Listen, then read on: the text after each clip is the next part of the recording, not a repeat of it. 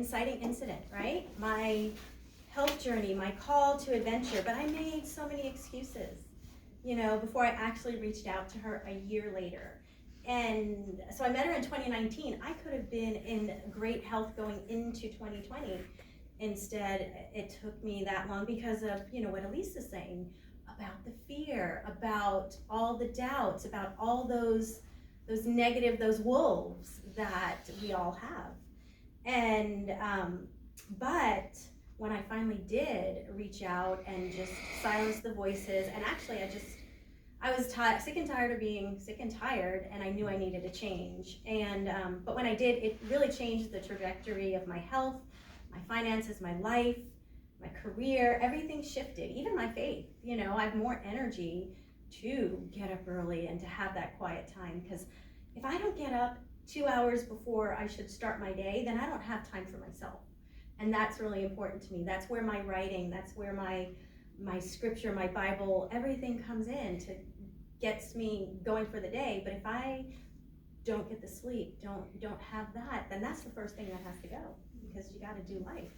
So in losing the weight, what I really gained was endless energy. That was like crazy. I feel like the Energizer Bunny.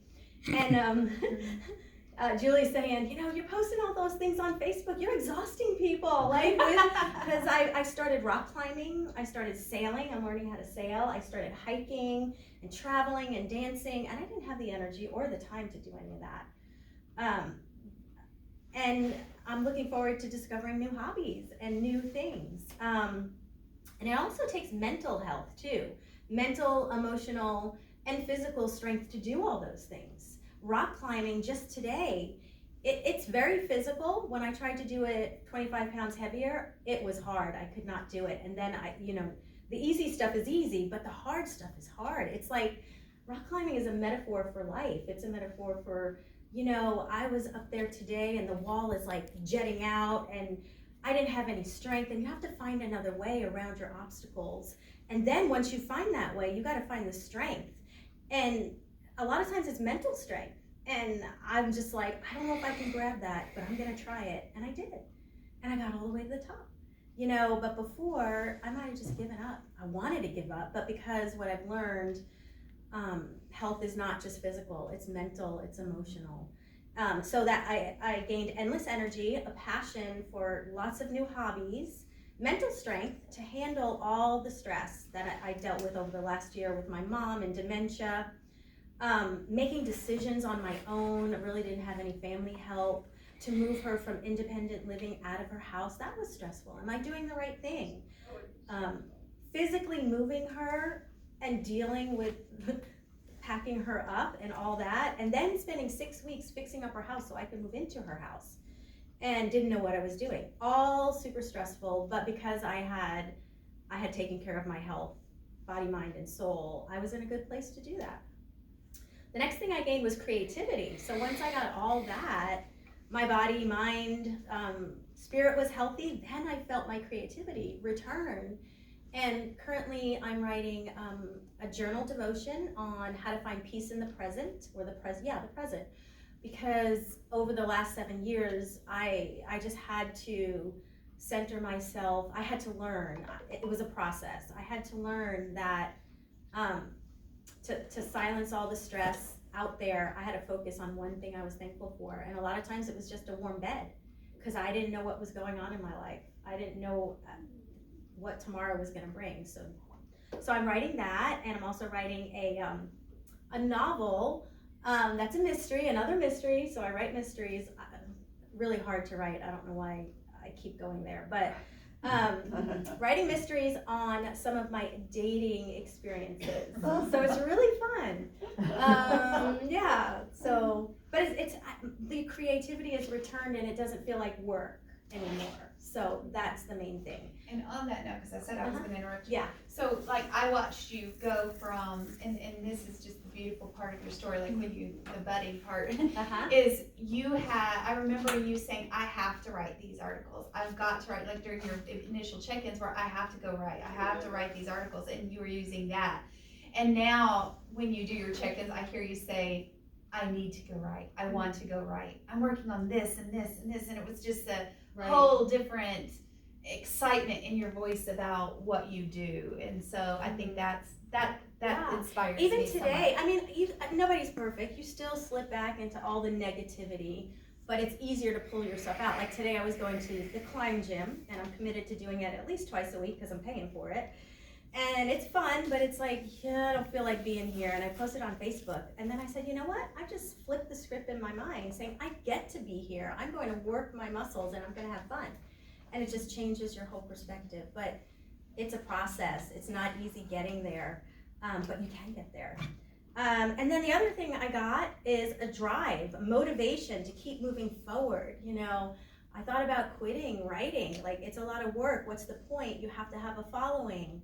I reached out to my old agent and, you know, starting over. I don't have a following like other people do. So it feels exhausting, but now I have the desire, the creativity, the drive to do it, and the energy mostly, I guess. So, and even speaking over the last couple of years, I know I've postponed speaking here before. Some of it was timing, but a lot of it was like I just didn't feel like I had anything to give. You know, I didn't feel like I had anything to say, and so now I feel like I do. That's coming back. So,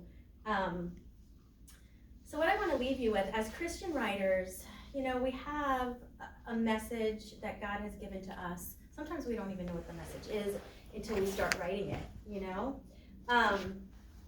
And how can we do that when, you know, for me, I should speak for myself, how can we do that when we're so depleted, for me, physically, mentally, emotionally? How can I get the words out that people really need to hear if I can't even take care of myself? So having gone through this health journey and now coaching others, I know the physical health affects all areas of our lives. If we're not nourishing our bodies as God intended, then we're not performing and we are not serving at the way we can, the way our potential, we're not reaching our potential. Like, I feel like I have a lot of potential in me, but if I don't do it, if I don't do the work because I'm tired or my mind is not in the right place, then I'm never gonna reach that potential. And like Julie was saying, it's no secret that, you know, statistically writers are probably some of the most unhealthiest people because we just sit and write all the time. What do we do? I could sit in the bed, not even at a desk or on the couch for 4 to 8 hours and not even get up just to have a bathroom break or maybe to eat something that is comfort food, you know. And that's the nature of our business, is sedentary. But I've learned ways to add movement in during the day, to add more water, to just do things, little things that you could totally turn your health around. And so Romans 12, 1-2 says, "Therefore I urge you, brothers and sisters, in view of God's mercy, to offer your bodies as living sacrifice, holy and pleasing to God. This is your true and proper worship. Do not conform to the pattern of the world, but be transformed by the renewing of your mind. Then you will be able to test and approve what God's will is." And that last part stood out to me. Then you will be able to test and approve what God's will is. You know, how many times have I just not been able to hear God's will, or I doubted His will because I was exhausted mentally or emotionally or spiritually. We know that our bodies are the temple of the Holy Spirit, and yet we don't live and make choices that honor that calling that God has placed on our lives. And speaking for myself, you know, making choices that would gratify the flesh more than, you know, serve Him. I used food as comfort and poor nutrition, which I paid the price, made me feel exhausted and emotionally, physically, which did not allow me to write more books, you know. So I have to live with that, but I've made choices to focus on what God has, you know, the gifts that God has given me. Not always, I'm not perfect, but I want to be able to do the things that I love, like the activities, but also do the things that He's called me to do so that I can help more people, so I can serve more people. I guess that's the thing. And when our physical bodies are in pain or depleted, we just can't we can't do what we're called to do.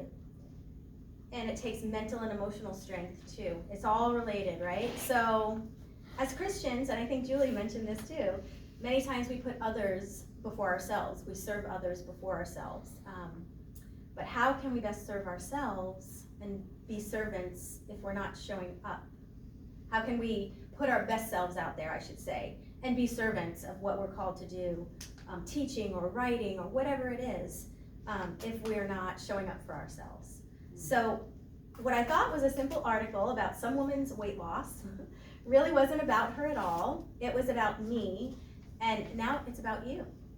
My hope for you tonight is that my journey and transformation and Julie's may be the beginning of a renewal for someone else. So to encourage you to really walk fully in the calling and what that really means, to do some reflection. How can I do more or be better in this area of my life as a Christian writer? Body, mind, soul, and spirit, because it all works together. And I want to thank you for allowing me to speak. And before I leave, I want to offer you this little gift. I have a healthy recipe for everyone. It is one of my favorites. I don't know if anyone loves Olive Garden, but this is zuppa Toscana. And I've already made it twice this season, like this fall. So it's amazing, it's delicious, and it's healthy. And that's the whole thing, like baby steps. If you just change one little habit, drink more water, you'll notice your mind is more clear, get more sleep, eat better food, and then serve God. So thank you, and recipes and little bookmarks are back there for you. Thank you so much.